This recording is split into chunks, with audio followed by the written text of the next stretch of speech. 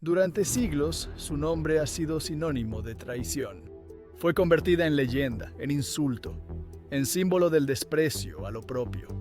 La historia oficial la juzgó con dureza. La tradición popular la condenó.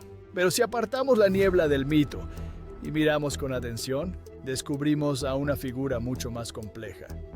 La Malinche, ¿traidora o sobreviviente? ¿Culpable o víctima del poder? Malinali Tenépatl nació hacia finales del siglo XV en el seno de una familia noble nahua, probablemente en la región de la actual Veracruz. Su vida estaba destinada a la calma de los señoríos indígenas, a la continuidad de su linaje, al privilegio del estatus heredado. Sin embargo, tras la muerte de su padre, todo cambió. Su madre se volvió a casar y tuvo un nuevo hijo. Para asegurar el poder del nuevo heredero, Malinali fue vendida, según muchos relatos, a comerciantes mayas. Tenía apenas 8 o 9 años. Así comenzó una vida de desplazamiento, desarraigo y aprendizaje forzado. Una infancia que no conoció ternura, sino estrategias de adaptación ante una violencia que no llevaba armas, pero sí decisiones familiares que marcaron su destino. En tierras mayas fue esclavizada, aprendió su lengua, se adaptó, sobrevivió, y entonces una vez más su vida cambió para siempre. En 1519, un grupo de conquistadores españoles liderado por Hernán Cortés llegó a la costa del Golfo. Los mayas, derrotados, ofrecieron tributo, oro, alimentos, y entre los presentes, 20 mujeres esclavas. Una de ellas, Malintzin. Para los españoles era solo una esclava más, pero muy pronto su valor se reveló. Malintzin hablaba maya, pero también náhuatl, la lengua dominante del centro de Mesoamérica. Y lo más asombroso, pronto aprendió español, algo que se convirtió en el vínculo esencial entre dos mundos. En un contexto donde la palabra podía decidir una batalla, Malintzin fue más poderosa que un ejército. No solo traducía palabras, traducía intenciones. Interpretaba los silencios, las amenazas y las promesas. Cortés hablaba a través de ella, y gracias a ella, logró establecer alianzas con pueblos indígenas como los totonacas o los tlaxcaltecas, enemigos acérrimos del Imperio Mexica. Hay algo profundamente irónico en su historia. Malintzin era mujer, esclava y extranjera para ambos bandos, y sin embargo, fue la clave de decisiones que cambiarían el destino de una civilización. Negociaba, advertía, persuadía. Fue testigo y protagonista de una guerra en la que las fronteras entre verdad y mentira, entre estrategia y supervivencia, eran tan delgadas como un hilo. Estuvo presente en momentos clave. En Cholula, advirtió a los españoles de una posible emboscada, lo que desató una matanza. ¿Fue heroína o cómplice? Algunos cronistas, como Bernal Díaz del Castillo, le atribuyeron haber salvado la vida de Cortés, pero otros la responsabilizaron de aquella masacre. ¿Tenía opción? ¿Pudo haber guardado silencio y sobrevivido? ¿Se trató de traición o de instinto de conservación? En Tenochtitlan fue intérprete entre Cortés y Moctezuma.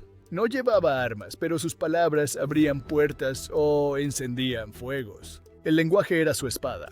Su cercanía con Cortés no fue solo política. Se convirtió en su pareja y más adelante en madre de su hijo, Martín, el primer mestizo reconocido por la historia.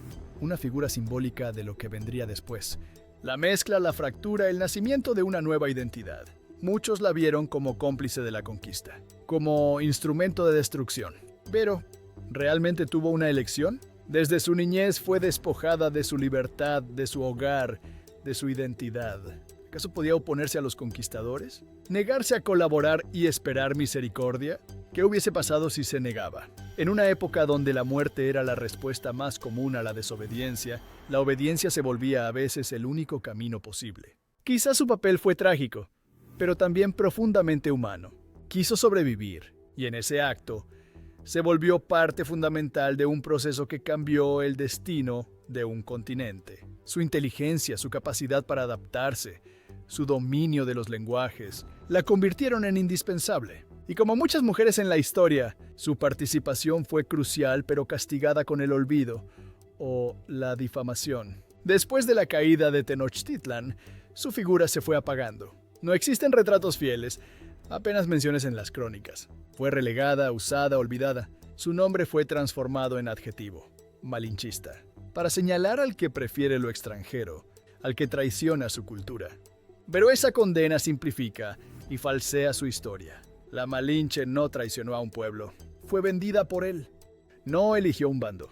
Fue obligada a adaptarse, a moverse entre sombras, a sobrevivir entre imperios. Y en medio de todo eso, su voz, más que su sangre, marcó el nacimiento de una nueva identidad.